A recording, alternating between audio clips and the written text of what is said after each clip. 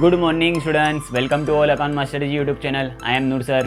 ધોરણ 12 વિષય અર્થશાસ્ત્ર, ચેપ્ટર નંબર 1 અર્થશાસ્ત્રમાં આલેખ. સૌપ્રથમ આપણે પ્રસ્તાવના વિશે અભ્યાસ કરીશું. પ્રસ્તાવના અર્થશાસ્ત્રમાં વાસ્તવિક જીવનમાં બનતી વિવિધ આર્થિક ઘટનાઓની સમજૂતી અપાય છે અને તેનું વિશ્લેષણ પણ કરવામાં આવે છે. અર્થશાસ્ત્ર એવો વિષય છે જેમાં વાસ્તવિક જીવનમાં બનતી ઘણી બધી આર્થિક ઘટનાઓની સમજૂતી આપવામાં આવે છે, જે કે ગરીબી, બેરોજગારી, વસ્તી વધારો વગેરે અંગે. આ સમજૂતી આપવા માટે સૌપ્રથમ માહિતી મેળવવામાં આવે છે. તો આવી માહિતી કોણ પૂરી પાડે તે આગળ જોઈએ.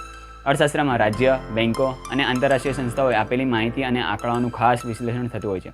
એટલે કે રાજ્ય દ્વારા માહિતી પૂરી પાડવામાં આવે, બેન્કો દ્વારા માહિતી પૂરી પાડવામાં આવે, જે કે RBI, reserve bank of India, SBI, state bank of India. ત્યાર પછી આંતરરાષ્ટ્રીય સંસ્થાઓ જે કે આઈએમએફ, ઇન્ટરનેશનલ મોનિટરી ફંડ છે, WTO વર્લ્ડ ટ્રેડ ઓર્ગેનાઇઝેશન છે, WHO વર્લ્ડ હેલ્થ ઓર્ગેનાઇઝેશન છે. ઘણી બધી સંસ્થાઓ માહિતી પૂરી પાડે છે. ત્યાર પછી જ્યારે નિષ્ણાંતો દ્વારા ઘટનાઓ અને તેમના વિશ્લેષણની ચર્ચાઓ થાય ત્યારે સામાન્ય વ્યક્તિને તેમાં રસ પડતો નથી. એટલે આ જે બધી માહિતી પૂરી પાડવામાં આવે તે મુખ્યત્વે આંકડાકીય સ્વરૂપે હોય છે. ગરીબીની માહિતી હોય તેમ આંકડાકીય સ્વરૂપે હોય, બેરોજગારી અંગેની માહિતી આંકડાકીય સ્વરૂપે હોય, વસ્તી અંગેની માહિતી આંકડાકીય સ્વરૂપે હોય. તો આ આંકડાકીય સ્વરૂપે જે માહિતી મળે છે તેમાં સામાન્ય પ્રજાને એટલો રસ હોતો નથી, તે સમજતી પણ નથી. એટલે નિષ્ણાંતો દ્વારા જે વિશ્લેષણ થાય છે તેમાં સામાન્ય પ્રજાને રસ હોતો નથી. પરંતુ જ્યારે આવી ઘટનાઓ વિશેની મુખ્ય બાબતો અને પ્રજાએ સમજવા જેવા અર્થતંત્રના ફેરફારો ચિત્ર દ્વારા વ્યક્ત થાય તો સામાન્ય પ્રજાનું ધ્યાન દોરાય છે અને પ્રજા સુધી અમુક માહિતી પહોંચે છે.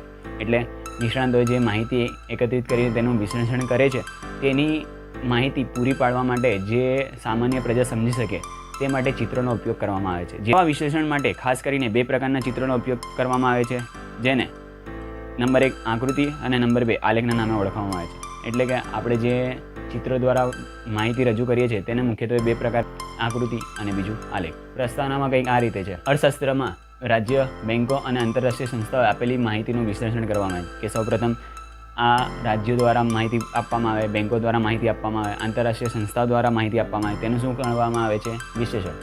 આ મુખ્યત્વે આંકડાકીય સ્વરૂપે દર્શાવવામાં આવે છે. જે વિશ્લેષણ હોય તે મુખ્યત્વે કેવું હોય છે? આંકડાકીય સ્વરૂપનું.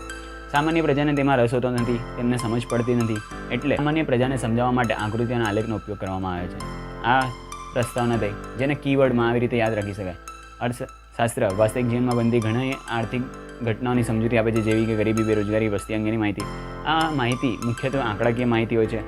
જે આ માહિતી કોણ પૂરી પાડે? તો રાજ્ય દ્વારા, બેન્કો જેવી કે આરબીઆઈ, એસબીઆઈ અને આંતરરાષ્ટ્રીય સંસ્થાઓ જેવી કે આઈએમએફ, WTO, WHO વગેરે માહિતી પૂરી પાડે છે. આ માહિતીનું નિષ્ણાંતો દ્વારા શું કરવામાં આવે? વિશ્લેષણ, જેમાં સામાન્ય પ્રજાને રસ પણ પડતો નથી અને તેમને સમજ પણ પડતી નથી. તેથી નિષ્ણાંતો દ્વારા જે માહિતી ચિત્ર દ્વારા રજૂ કરવામાં આવે છે, જેથી સામાન્ય પ્રજાને રસ પણ પડે અને સામાન્ય પ્રજા સમજે પણ, તેને શું કહેવાય? આકૃતિ અને આલેખ. Thank you.